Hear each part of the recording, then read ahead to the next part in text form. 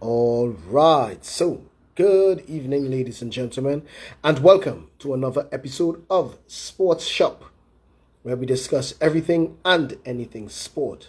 I am your host, the Akil Samuel. Good evening to you, Miss Meg. Hope you're having a wonderful day, right? So, we are going to be discussing athletics this afternoon, and let's have an interesting episode. This is an Andrew Sport and Entertainment Consultancy production. I am your host, the Akil Samuel. All right, so let's get into it and let's have a great show. I hope everyone is having a wonderful weekend thus far. Continuously having a wonderful weekend. God's blessings to everyone. And here he is, ladies and gentlemen. Good evening to you, Miss Knights, as well. Glad to have you on the live. So, ladies and gentlemen, welcome to another episode of Sports Shop, where we discuss everything and anything sport. I am your host, Diaki Samuel, and this is an Andrew Sport and Entertainment Consultancy production. So, right, whew, and the comment section lively here, Mr. Quow. Yeah, it is live. I know see Fred sign on. All right, man. All right. Yeah. So, ladies and gentlemen, without further ado, I introduce to you the CAC champion, Pan American champion, Commonwealth champion, world champion. I think you need to put champion as part of as part of your driver's license and identification card. So, without further ado, let me introduce you to Mr. Renny. Quow. Enough of me talking. They didn't come to hear me talk. They just come to hear me ask questions. So, first up, tell everyone who you are. Hi, good evening. I'm Renny Quow, Trinidad and Tobago 400-meter specialist. Um, you just gave a brief description of some of the accomplishments that I did in the past. Um, World Junior, Kairos, you name it, everything is out there and the performance don't lie. Yes, Um, true that. yeah, yeah. So yeah, I'm just here, just to spread my word, just to let the people know what I'm about, what I did. Any questions, I'm here. All right, cool. So, guys, remember, put your questions in the comment section if you have any. Keep it clean, please. Keep it clean. And if Mr. Quo or myself can answer it, we will. So, Mhm. take us back to the beginning, Mr. Quo. How did you get your start in athletics? Well, no, we're talking about primary school now. So I wasn't really that good in track and field, though. I mean, like, you know, I told this story like many times. I saw one of my best friends running, and I wanted to do what he did. And um, his name was Damon Douglas, though, so they call him Chicken, though, because me and him, we was like that. We was close. And I saw him run for the first time, and I wanted to be like him, because I never seen no human being run that fast in my life. So, I wanted to be like him. I idolized him and did everything that he did. And yeah, yeah, that's where it started. And um, my teacher, Sir Reed, in the primary school at the time, introduced us to the two Franklin brothers, which was and we everything got started from there. We went into the Zenith Athletic Club where uh, the two Franklin brothers was able to create so many Olympians in that one club. So that's where it started off. I remember the year too. I think it was 1999 when I first started. Yeah, and I was Mm, let me see. I was maybe I was about 11 or 12 years old at the time. Yeah, I was young. Yeah. Oh man, you said 19, and I'm sure 90, some persons in the yeah. comments they're like 19. Yeah. 1999, yeah, that's the first time when I joined Zenit Athletic Club. I was like, phew, I was young, man. Like, you know, I I didn't know much about track and field at the time, but I was just following my boy, my best friend, because he was my biggest influence in track and field. He was the one who literally like had me going, like, even to this day, like I just talked to him a few months back, and um, we talked. Still gotta keep that love, that respect. You know what I mean? Yeah, man, full 100. Yeah, So man. you transitioned from primary to secondary, and on the local circuit at the secondary and the regional circuit at the Carifta level, your Hmm. name started to become a lot more prominent. Well, you and I are close to the same age, so I would be more familiar with you and Yeah. the and your accomplishments. So tell us what was that transition in like when you really got your feet wet in the track and field world and realized, yeah, man, I'm actually kind of good at this. I think it was the Caribbean in Tobago when that's where it all started, when I won my first title.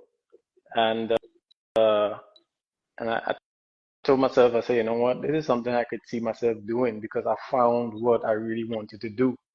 And I think I was like 17 years old. But before that, I know like I keep getting better and better, and things was looking real good.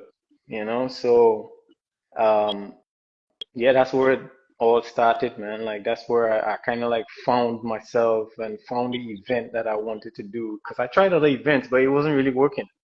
But I was really persistent and I listened to everything Coach Franklin said, and he was the only one that could penetrate my mind at the time. Like I was so focused on his word and what he was saying to me. Okay. So seeing that you tried other events, what made you lock in or zone in to say, all right, 400 meter is it? Because looking at your stature, most people would think at least a middle distance runner. Some people would think 8 or 15 based on the stature that you have. What made you lock in and zone in to say, all right, 400 meters is it? Well, it wasn't my decision. It was Coach Franklin because I wasn't like he said I wasn't that fast enough in the one and the two. I remember him saying, "Let's put you in the four." And it, it, after that, he was like, "Yeah, we staying right here." I remember it like it was yesterday too. Though. I remember him laughing though. All I remember is because he had like a grin he just have, and he just started laughing. So I started laughing too. So he said, "Yeah, we gonna stay right here though." So I said, all right, you the boss." I listened to everything you say, and I did it. Yeah, I wasn't doing it for Yeah, me. man. I was doing it for him. I didn't want it to please him. All right, cool. That's fair enough. I understand that. So we see the birth of Renny Quow, 400 meter specialist. What university did you attend to? I went to Plains, South Plains College, and then I turned pro after that.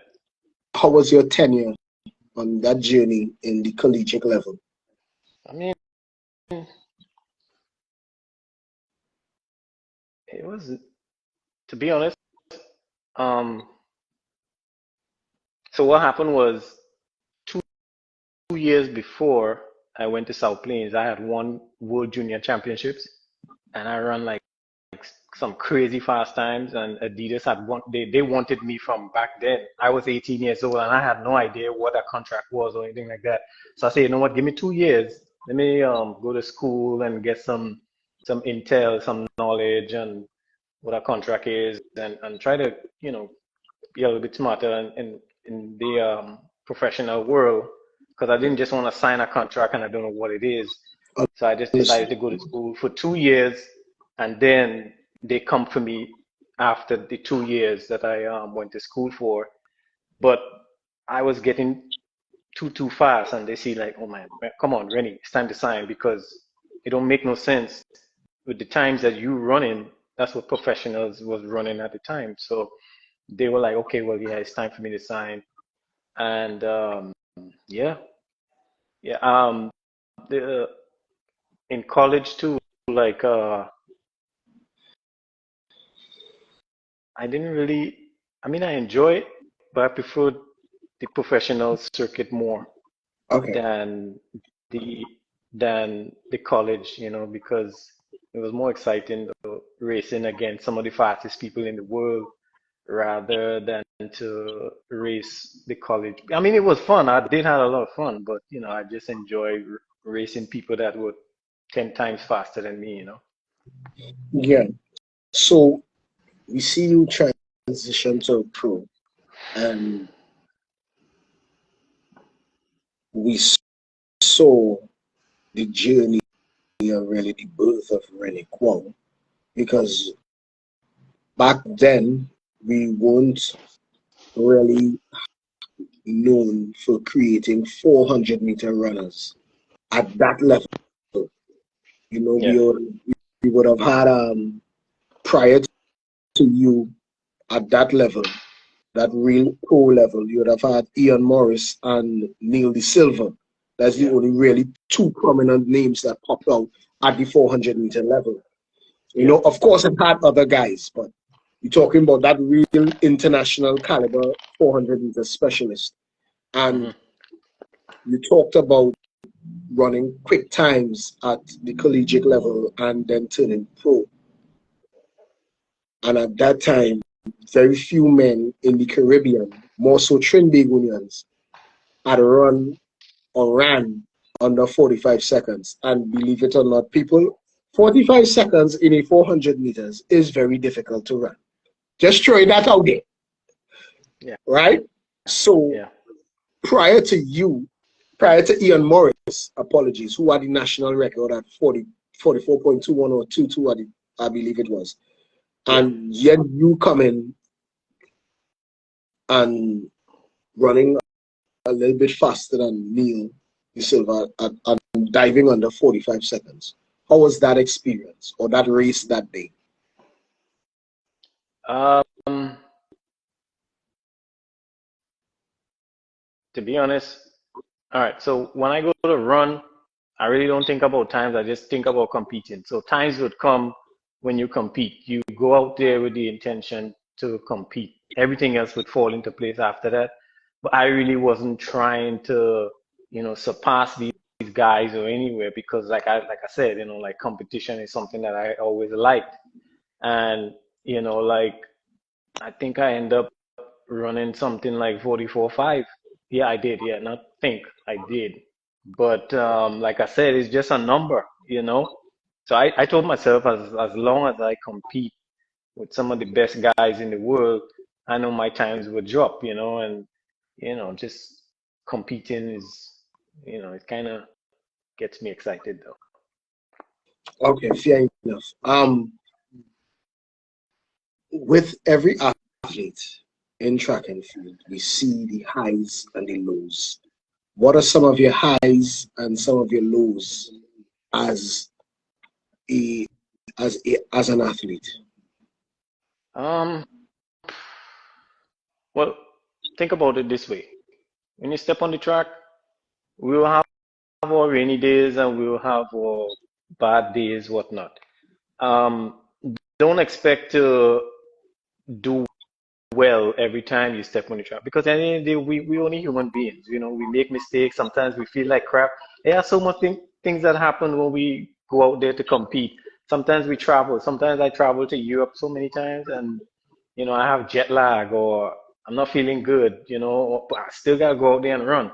it's so many things that happens, like, oh my, I might have a slight little injury, but like I said, we still have to run because, once you get put into these big meets, sometimes you have a choice but to run. So I won't say I mean, I do have some good times, getting individual medals in the World Championships, in the 400, coming third. All of that is pretty awesome and well, and me not performing the way I supposed to in certain meets. I mean, that's all part of the game though. Like I said earlier, you don't really go into races thinking that you're gonna win every single time. Like I said, just go in there and just focus on competing though. You know what I mean? And like I said, sometimes you're not feeling 100%, but still give it your best, and then you go back to the drawing board, and then you try again and try to correct the mistakes that you made. Fair enough. Okay, cool. The the year you won, you sorry, not won. The year you placed third in the 400-meter world championship. What year was that? 2009. 2009, and Yeah. that would have been in Helsinki, No, that was in Berlin. Berlin. Hmm. Who were the athletes in that race? Take us through that race. Some of Let me your top. see. It was Jeremy, LaShawn, Chris Brown, Tabari Henry. Yeah, who else, man? Those are the ones that I know because those are the ones I talk to and keep in contact with. But the rest of them I kind of forget, you know. But those four are the ones that I was close to. Oh, was it Martin Rooney? No, I don't think Martin Rooney was there. But yeah. But the race itself, bro, I was so tired in that finals, man, because like back then, every day it was you had to run around. So you run heats. Let's say well, today's Saturday, so you run the heats, then the semis on Sunday, and then the finals on Monday. We didn't. It's not like now where they have like a day rest for 3 rounds. So you think about it this way: you running four all out 400s in 3 days, right? The only rest you get is when you go back to the hotel or wherever, and you get a good night's rest, get like a massage, and then you come back the next day again and do it. So we really didn't have like how they're doing it now. I wish we had like how they were doing it now. Then I probably would have run a little bit faster, but I was tired, man. Like all I remember, I was talking to my coach and I said, man, he asked me how I feel, and I said, man, I can't even tell you how I feel right now, but I'm gonna go in there and compete. But in my mind, I was feeling like shit. Excuse my language. I felt like crap. I felt tired. I felt tired. But I know I had to run. I had to compete because this is what I trained for. This is why I remember him giving me them 500s, man. Like I used to hate 500s in Florida and I was training in Florida too. So I wonder why he was giving me three 500s in the hot sun in Florida. And now I understand why. He said, well, you don't understand why I was giving you them 500s. Okay. I said, okay, all right. Yeah, yeah, all right. You did kick my butt, but I understand the significance of it now. So, Yeah, you man. know. Hmm. So we saw. So fast forwarding, the results started to fluctuate a bit. Success, a little bit of failure, as I said, in between. You're not going to win everything. Injuries started setting. Um, what is going through your mind at that time? Um, don't give up. Like we have our good days, we have our bad days, and this is what the sports is about. Sometimes you get hurt, and sometimes you don't have any control over it. You know what I mean? So what you can do is just try to. Well, one thing I didn't have was a therapist on me, like everywhere I go, but there was always one available, so that wasn't a problem. And I think going back in my career, I wish I had one, like everywhere I go, then that would have solved some of the problems I have in terms of injuries and stuff like that. That was the only mistake or problem that I had. But other than that, everything else was good.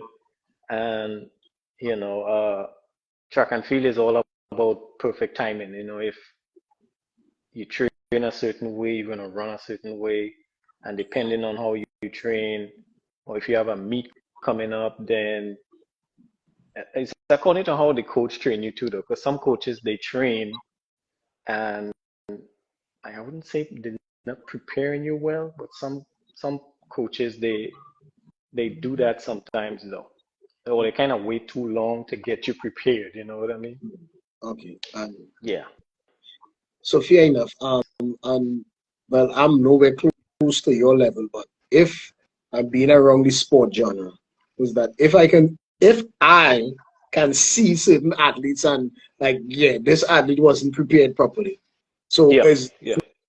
so as pros, you all could automatically see it. That I could yeah, feel that it.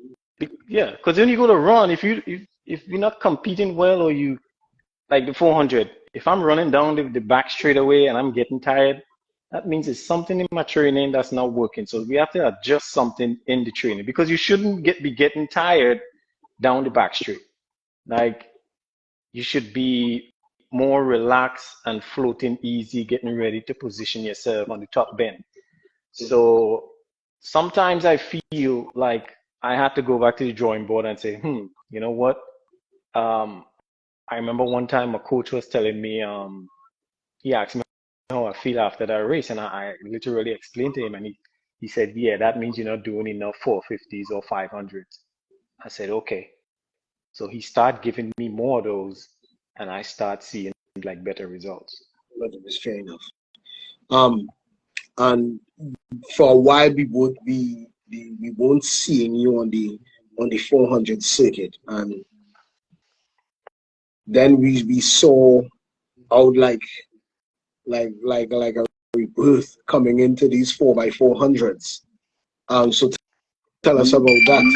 Tell us about that with those 4x400s, because when I saw Renny Quow on the team, I was like, hey, yeah, he's back. Well, one thing about our country, and it this started from what 2012. We always had like a good 400 group, and I must say, respect to my teammates, man. We had a good run, you know, and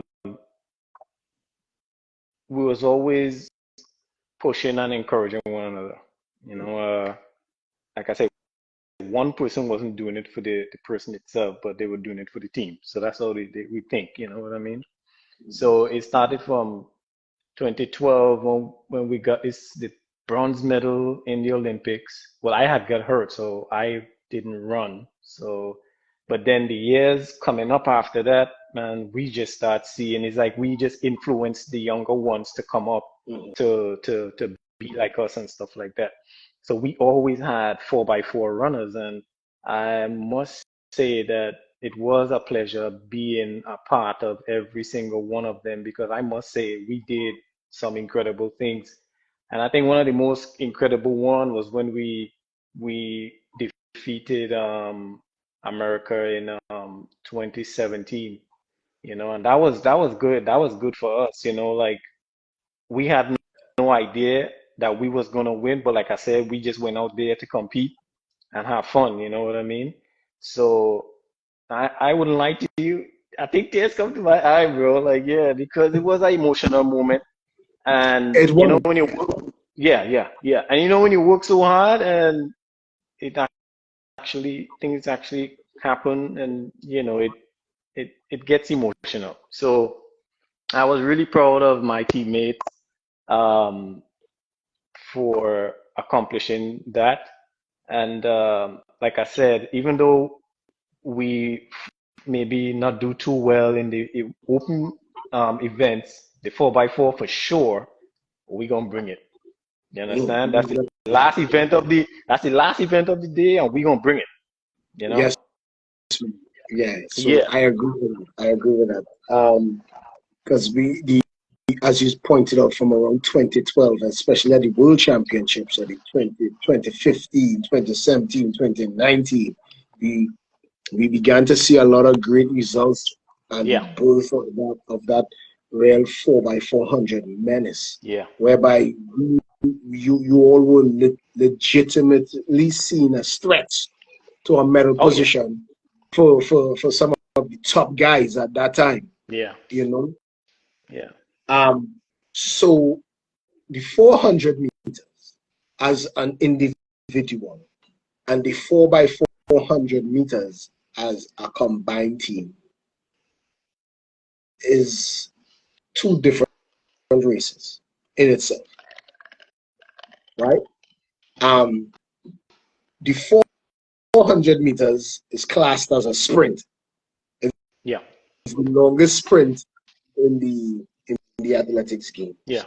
So let the audience know, as because you just didn't wasn't just a 400-meter athlete. You are a successful 400-meter athlete because you were successful at junior and at the senior level, at at, at the top level of the games. So explain to let people know how challenging a 400-meter race is, because I never liked that race at all.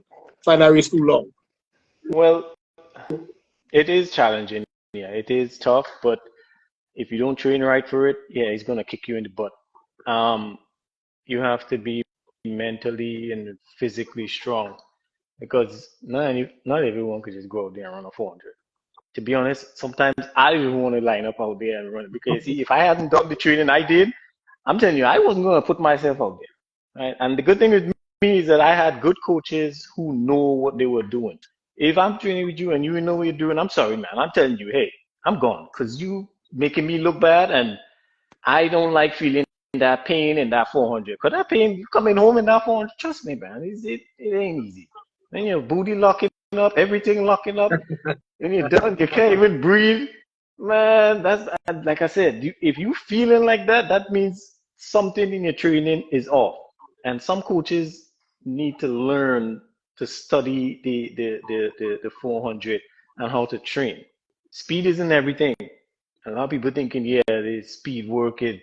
No, you can do speed work all day. Yeah, you're gonna take you just to the first 100, and then just remember you have another whole 300 to go. So yeah, speed is good, but if you neglect the rest of the over distance and the speed endurance, hey, you're gonna feel it. Yeah, I heard a lot of people saying that. So take my word for it. Trust me.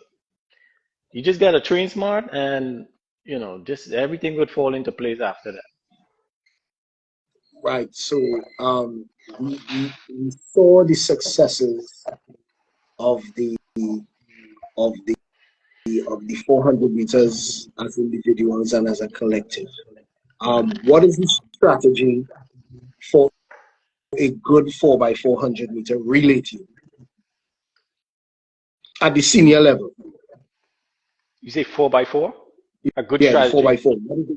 What is a good strategy? Well, four of your guys have to be, and it doesn't have to be all four. You could have three guys, three good, solid guys, and one okay guy. You still would run fast because 4 by 4, let me tell you, I would say 4 by 4 is a sprint. The reason why I say that is because so much adrenaline. When you have the all that adrenaline, is like, I don't know, the adrenaline does make people do some crazy things though. Because people who you don't see in the flat 400, they can come in a 4 by 4 and do some crazy stuff like run split 43 seconds like nothing. And that's because it's the adrenaline. So I would say a good strategy is the way you set your team, actually. So if you set your team up in a way where everyone would benefit and compete the way they should, I think you should be fine. You know, Okay. because not like for instance on my team back then, I could have run any leg, but I didn't want to run last leg because last leg is too much responsibility. Because if you mess up, they're gonna blame it on you. So I said, you know what? I'll do any leg except the last leg. I don't want to do no last leg. And I think Lalon don't like doing. I think was it the third leg or something like that. He said it too long. I was like, oh, it too long. Anyway, I didn't argue. I was like, all right, all right. But whatever leg he just needs to run, we just put him on any leg because everyone whatever leg they feel comfortable running. You know what I mean? And yeah, that's how we did our team. That's how we set it Oh up. man. So for me, I do think for me in any relay, especially the 4x4, to me, I think the hardest leg is the first leg. No, to me, I love the first leg. I want to get it Because over I understand that. But for with. me, if you don't get a good start, Yeah, you don't put the team in a good position, yeah. you're going to struggle. That second, third, and fourth leg are going to struggle.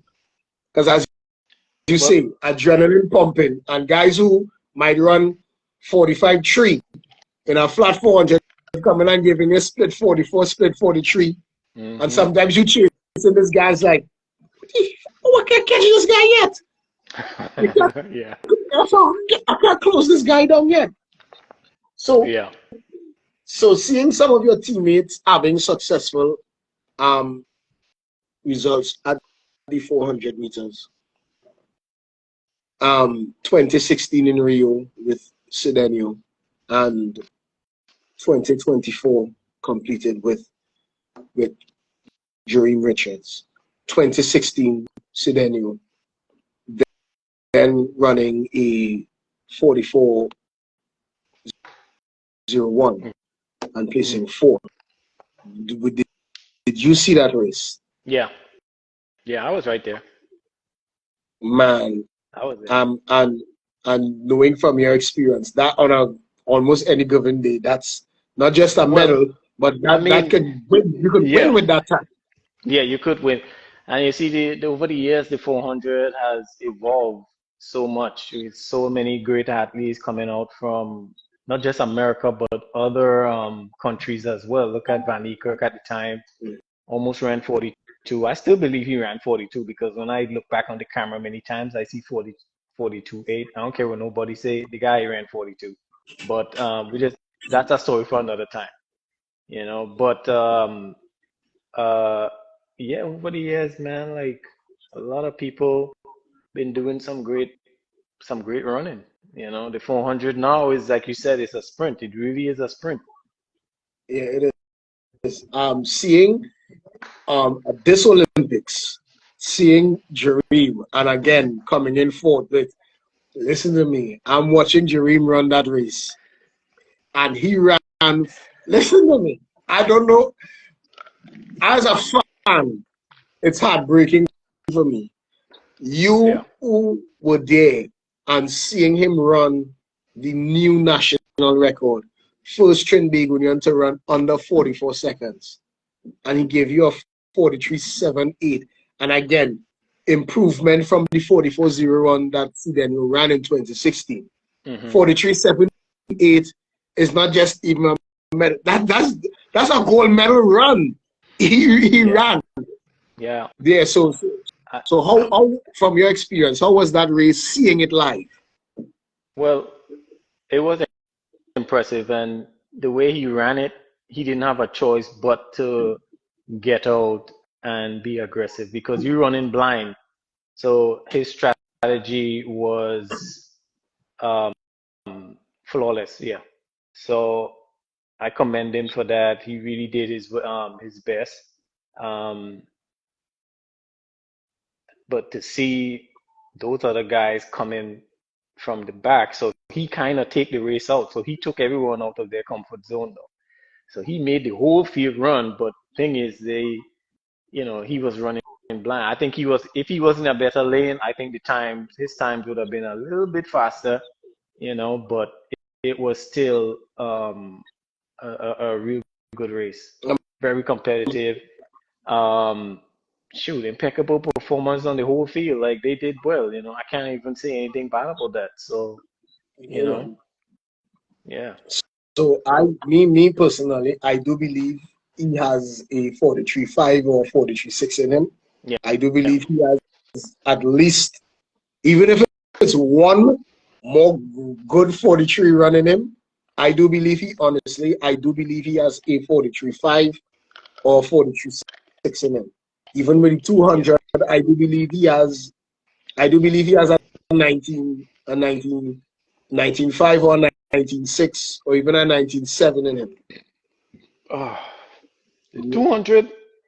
Um, I'm not doubting that because, like, hey, anything is possible. You put your mind to it, you could do it. You know what I mean? You already have the speed and 19-point speed that he has. Yeah, that did help him out in the 400 a lot. So that gave him a huge edge. And he's strong too, so he could finish, you know? Yes. So shoot, I can't even compare to that, you know? So he did well. Pretty proud of him, and I know the country is happy as well too. So We pretty are good running. immensely, Yeah. immensely. We are. Hmm. Granted, I understand his disappointment and that as he didn't run the race to just say he ran a finals. He ran to medal. Yeah. Yeah. He ran Yeah.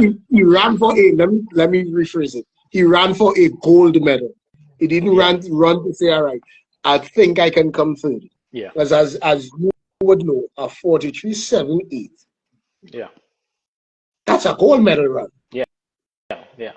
Let me Who see would his have date. thought that would have seen the day that a 43.7 ain't getting a medal? I'm trying to remember what's the winning time for World Championships last year. I don't even think it was 43.8. I I think think it was, I can't I can remember, but yeah, I think I think if he had run that time last year in the World Championships, he would have medal for sure. get a medal for Yeah. sure, yes. Yeah. Hmm. And So seeing these crazy times now, as you say, that you're seeing so much improvement in the 400 meters. You're seeing a lot of great runners. Have this 16-year-old from America there who ran in the 4x400. You're seeing great 400-meter runners coming out of the Caribbean, Jamaica, Grenada, Trinidad and Tobago. We have some youth men, some young men coming up there tonight.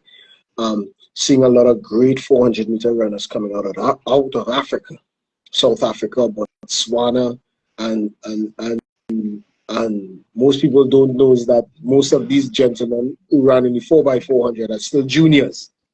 yeah. Many of them are still juniors. So what is your take on that evolve evolving of the 400-meter running? Well, like I said, the 400 is becoming very competitive, and you see people now start understanding like how to train and how to prepare for a 400. You know what I mean? Because like I said before, if you don't prepare right, you're not going to run fast. You know what I mean? So, and then the athletes coming in there motivated, hungry, so yeah, they're going to run fast. Times change, you know what I mean? So, you know, I think the sky, anything is possible. We might see a world record soon. Who knows? Mm. So the way things looking right now, shoot, 400, even I don't want to say, both is my boy, but still, I don't want to, I don't want to say nobody could break his record because Oh, man. you Eh, know, that 958. Woo. yeah, no, not that one. The 200. I'm seeing people coming down, and I, I, I agree with that. I feel that in the next I've 2 to seen 3 people years, coming, and I that don't want to 200 say might it, go. like I don't I, want to I, see Bolt's record gone, like shoot, I, I, I but as well. I don't want to see no, it go, but I don't out want to of see it. all the records, If I see it, I might take the TV off or something. I might throw the remote at the TV. but No, no, no.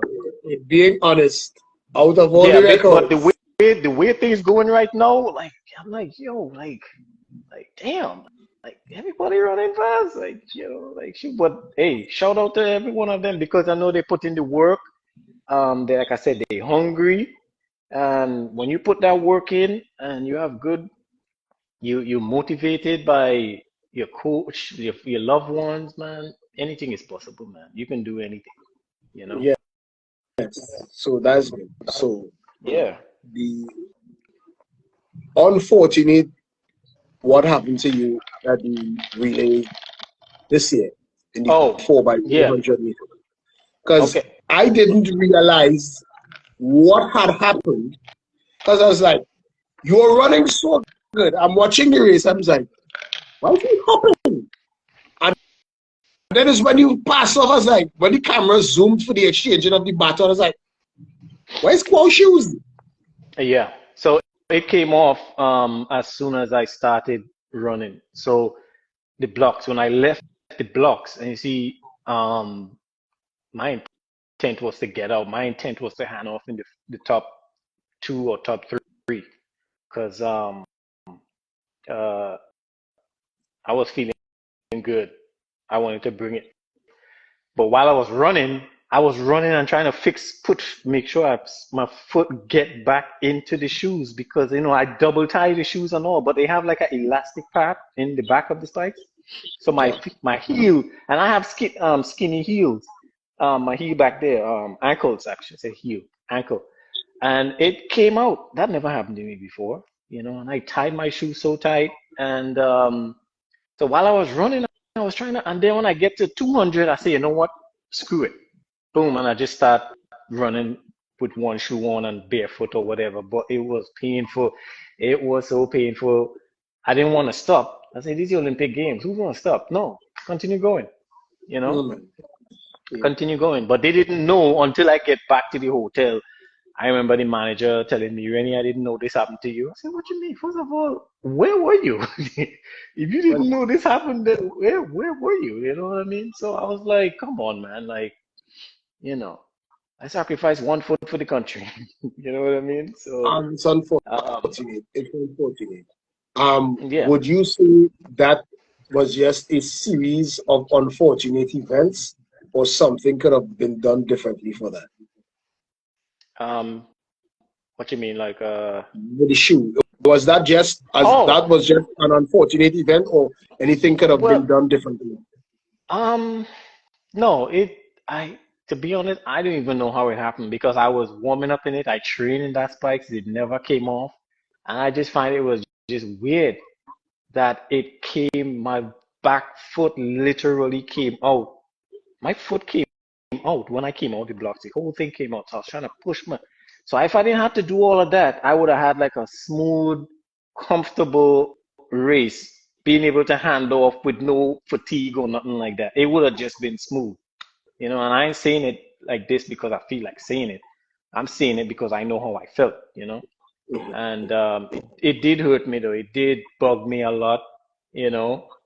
Um, uh, I had to motivate myself and say, you know what, you did your best. You came out here, did what you had to do.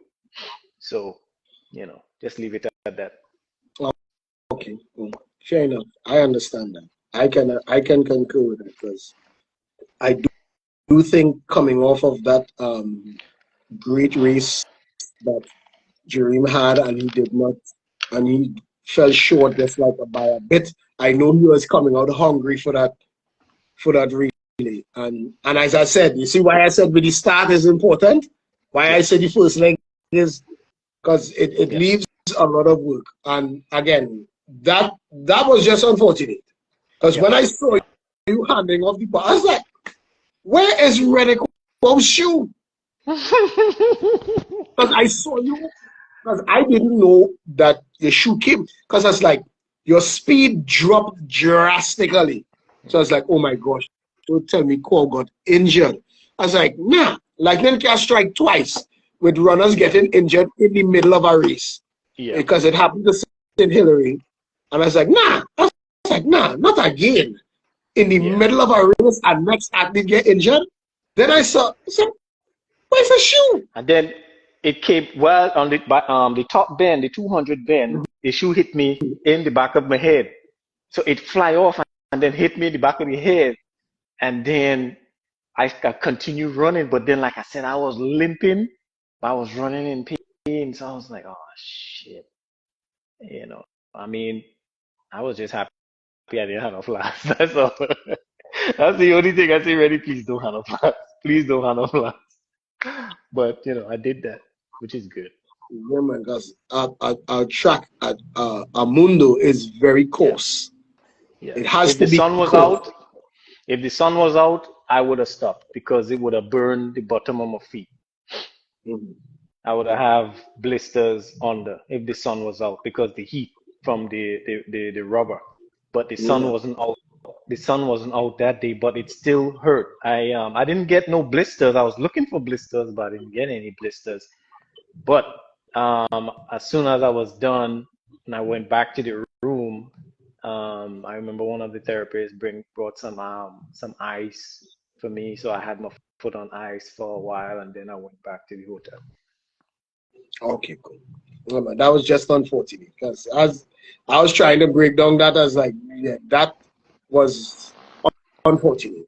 Yeah, And I know yourself and the team would have felt very disappointed with that, that you let yourselves down and the country down. But nonetheless, we don't just take losses, we take lessons from these things as well. So you know what to do yeah. and how to encourage other athletes coming up, Oh yeah, how to definitely.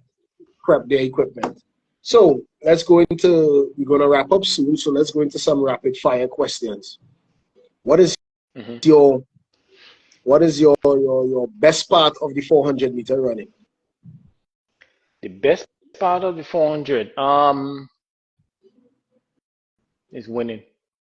When you finish, Is winning. Yeah. yeah, when you finish and all right, let me rephrase that.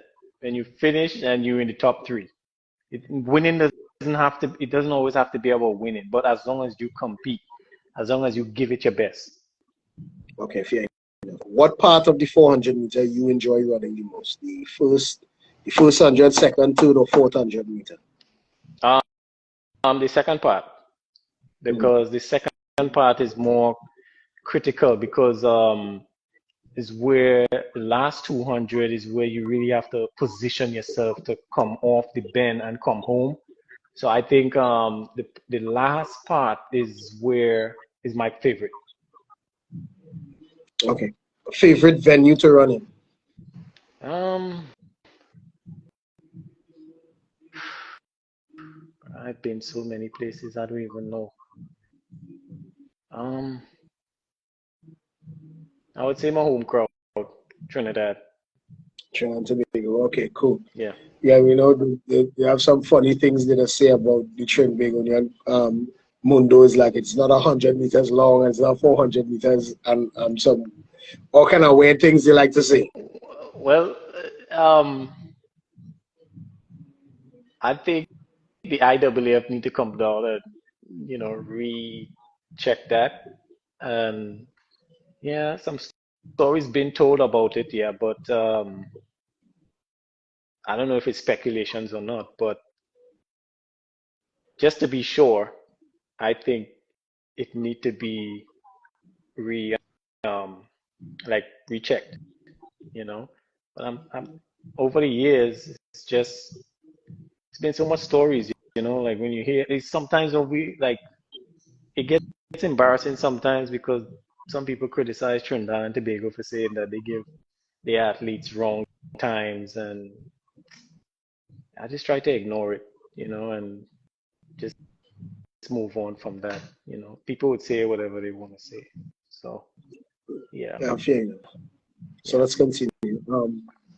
Your greatest 400-meter race you ran? Uh,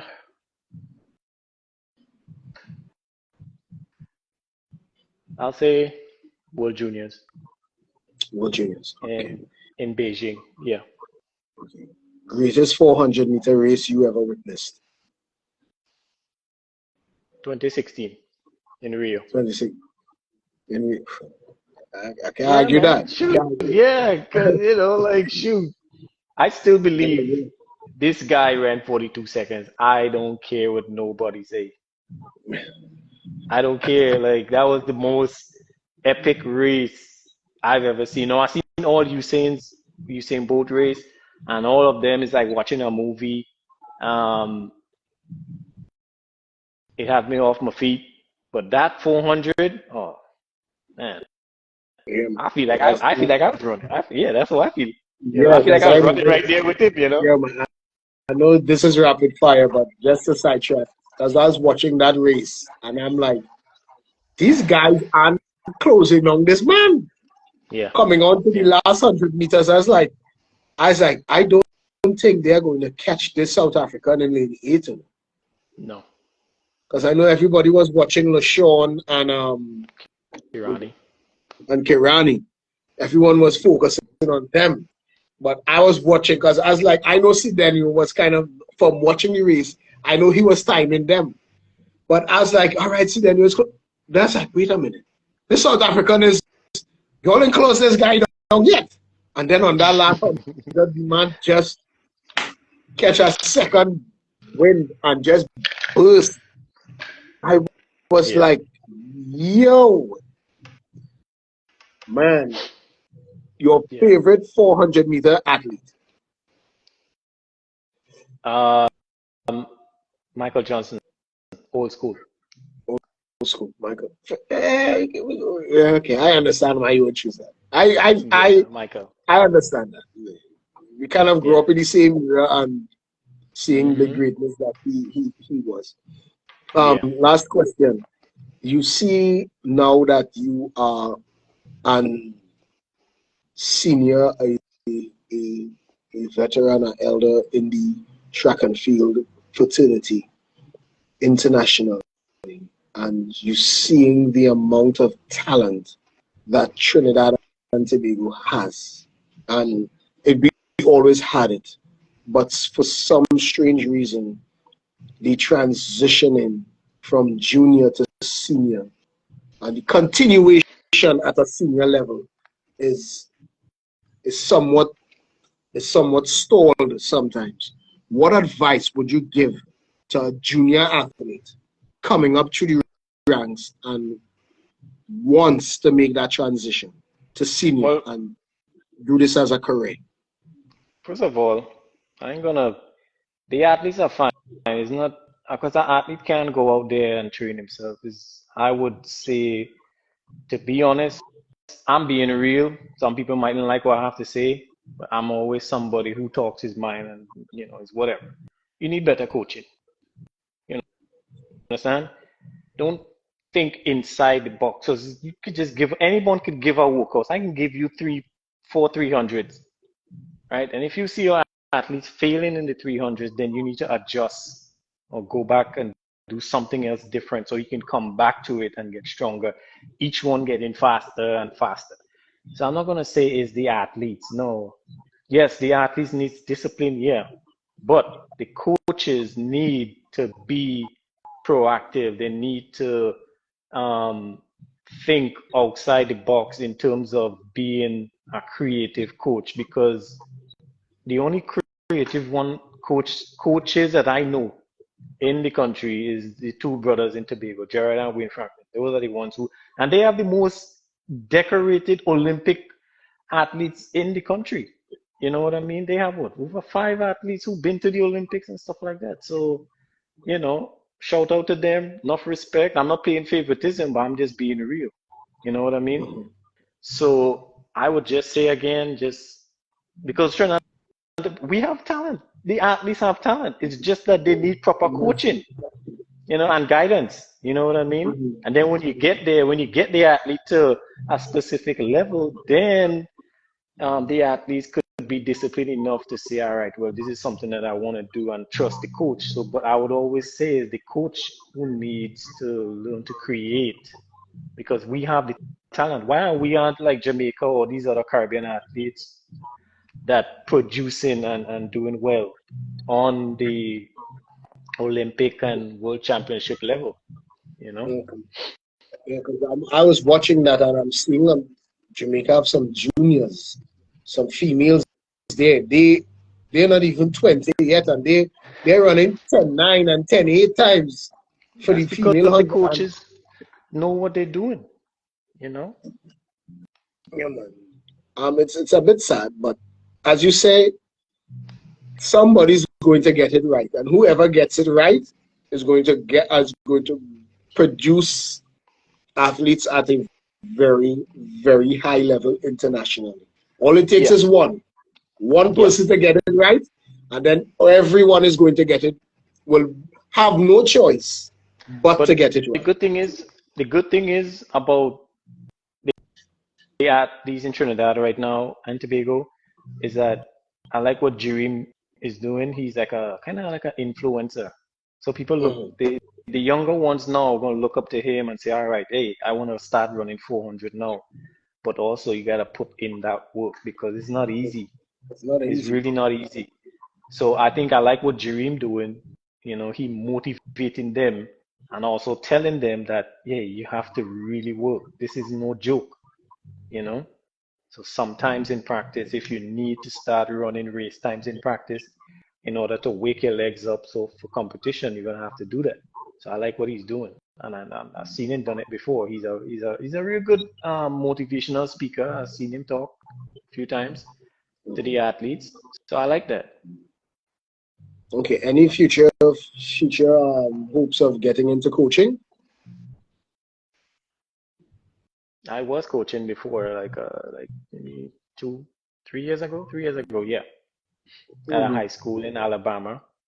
And right now, I'm just training and working. So, but I would get back into it soon enough. Yeah. Okay. All right, Mr. Quow. That brings us to the end of our interview. I thank you very much for being part of the show. Um, it's still in its infancy stages, but when they start to go back on YouTube and see some of the names that were on it, it will start to get bigger and better. Because Oh it's yeah. not just for me, it's not just about interviewing, but I am in the business of sport as well and Yeah. social work. And I always look for ways to make myself better within the diaspora of sport. Yes, I may come from the combat industry, but you never know when and where an opportunity would come from. Mm. So I thank you very much for this opportunity. Any closing remarks you would want to make? Not really. I said everything already. All right, man. Yeah, So man. this is me thanking you again. God bless with all your future endeavors, and hopefully our paths would cross and we would do this dance again. All right, man. I appreciate that. All Thanks for right, having me, though. no problem. God bless. All right, you too. So there you have it, ladies and gentlemen. That brings us to the end of Sports Shop. This is an Andrew Sport and Entertainment Consultancy production. I am your host, the Akin Samuel. We were chatting with Renny Quow, former champion in his own right, from the juniors to the seniors. So let's all work together to make this dream a reality for our people and our country. This is me signing off saying God bless and good night.